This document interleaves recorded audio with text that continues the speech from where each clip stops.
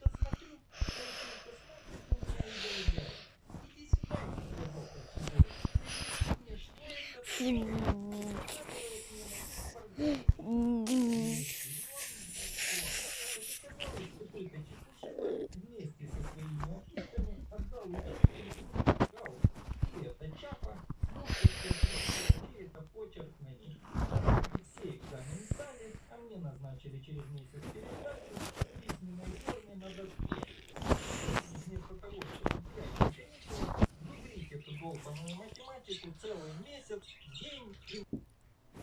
Видели ли вы фокусы, которые вас поражали, и от этого вы гадали, как их делают? Они варьируются от опасных трюков и порой объяснения такие же интересные, как и сами фокусы. Берите цилиндр и кролика. Вместе мы приоткроем занавес над самыми опасными волшебными трюками.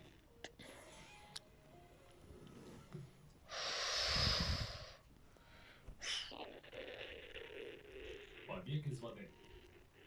Один из самых известных побегов из водой поражал зрителей с тех пор, как его представил Гудини в 1911 году. Сначала фокусник в наручниках помещает лодыжки в металлическую пластину с дверцами, которые помощники закрывают на висячие замки затем фокусником с помощью цепей, и его опускают в стеклянный резервуар, наполненный водой. Крышку закрепляют на месте, и фокусник должен выбраться до того, как он утонет. В этот момент перед резервуаром опускается занавес, скрывая тайну невероятного побега. Через некоторое время занавес приподнимается, и фокусник все еще мечется внутри. Зрители начинают волноваться все больше, занавес поднимается, а фокусник гордо стоит на вершине резервуара. Как он смог сбежать?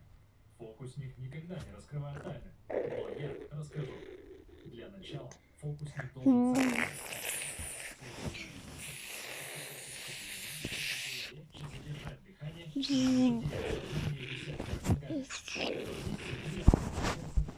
которую он прикрепил. Настоящее. Но после того, как их повесят, и теперь даже не замки, видимо, открыт. Когда знак, он вонзает путь прямо вниз, так что человек, находящийся внутри, не может избежать удара. И появляется помощник целый и невредимый.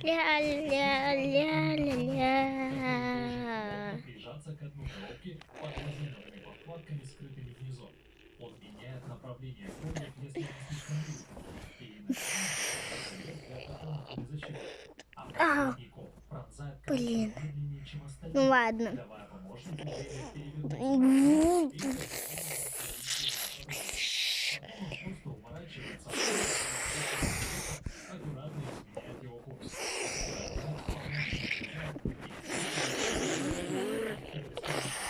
Резиновая подкладка покрыта фехтование вслепую. Надушает,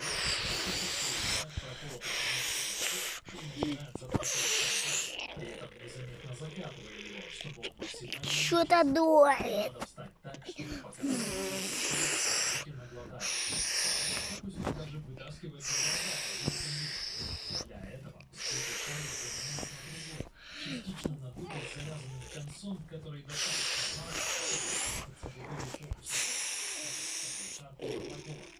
что когда во рту получается фокусник может незаметно надуть его, вдувая воздух в отверстие. Некоторые используют маленькие насосы, спрятанные в рукаве, и надувают шар с другого конца.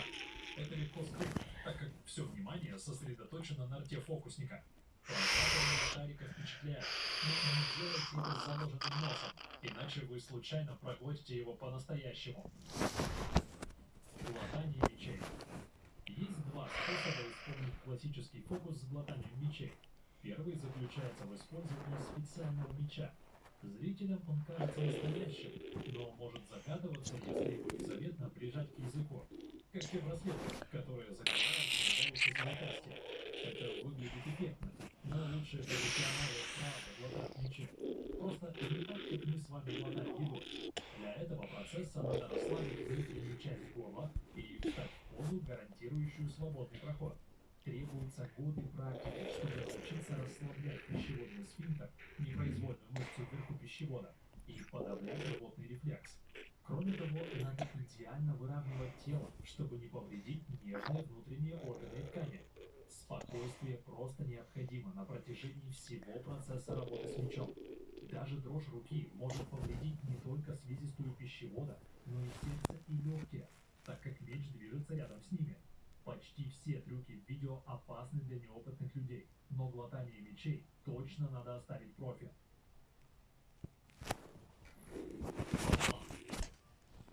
Раскидывание женщины пополам было главным фокусом с 19 века, а может еще и раньше. Обычно все происходит примерно так. Помощница ложится в длинный деревянный ящик, его крышку закрывают, и фокусник берет пилу и бодро распиливает помощницу пополам. Но никакой крови нет, женщина не кричит, и она даже все еще может двигать ногами. Это она может делать и когда две половины ящика раздвигают. Но как такое возможно? Все весьма просто. Когда помощница ложится в ящик, из другого конца торчат совсем не ее ноги, потому что во второй половине уже лежит другая помощница, подтянув ноги к телу, готовая вытянуть их, когда ее коллега заберется внутрь. Первая женщина поднимает ноги под себя или подтягивает их к груди, освобождая центр ящика, готового к разрезанию. После этого в ящик обычно вставляют два больших лезвия, чтобы продемонстрировать, что две половины разделены. На самом деле эти пластины закрывают внутреннюю часть каждой половины, так что никто не может увидеть, что там. Современные фокусники развили эту идею, выполняют классический трюк, но опускают стену ящика до того, как начинает развиваться не на спину, а на живот.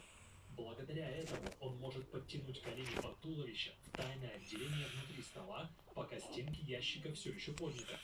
Между тем помощник, ноги которого видны, втиснут в другую часть того же стола. Это возможно благодаря его наклонной форме, и на полностью черном фоне он выглядит намного тоньше, чем на самом деле. После того, как лезвие опускается, половины можно раздвинуть и поразить зрителей. Некоторые фокусники идут дальше, и как будто бы ходят разрезанные пополам. Выглядит это очень жутко, но все дело в расположении тела. Иллюзия создается за счет сгибания тела внутри специально подготовленного костюма, обычно с металлической рамой, помогающей сохранять равновесие и снижающей нагрузку. Это очень крутое переосмысление классического фокуса, но, как и в оригинале, все дело в ногах. Дело фокусника. Линии на грани жизни и смерти. В своих выступлениях он глотает Внимание, внимание, скоро сильный ветер прямо сейчас. Нет! Проглотив первую порцию, он показывает Боже зрителям мой. язык, чтобы доказать, что он проглотил, Нет. а затем берет еще примерно 12 лезвий. Он разные стороны. Тут. Офигеть.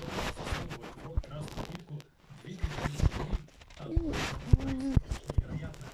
Он тянет за конец нитки, и она выходит, продетая более чем дюжиной длинных лезвий, с идеальными пружинами. Но он проглотил лезвие и привязал их к нитке в своем горле. К сожалению или к счастью, уж как посмотреть, ответно. Первые несколько лезвий, которые там якобы глотают, настоящие, но, вероятно, затупленные ради его безопасности. Когда-то демонстрируя остроту лезвий, натягивал пулю так, что даже затупленное лезвие прорежет ее. Затем, положив первую порцию себе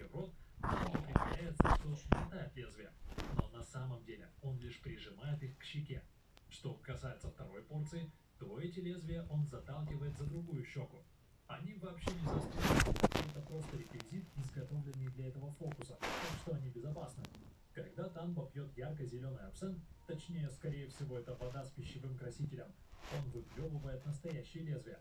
Благодаря цвету жидкости и полупрозрачности бокала, только самые проницательные зрители могут заметить лезвия, которые теперь прячутся на дне.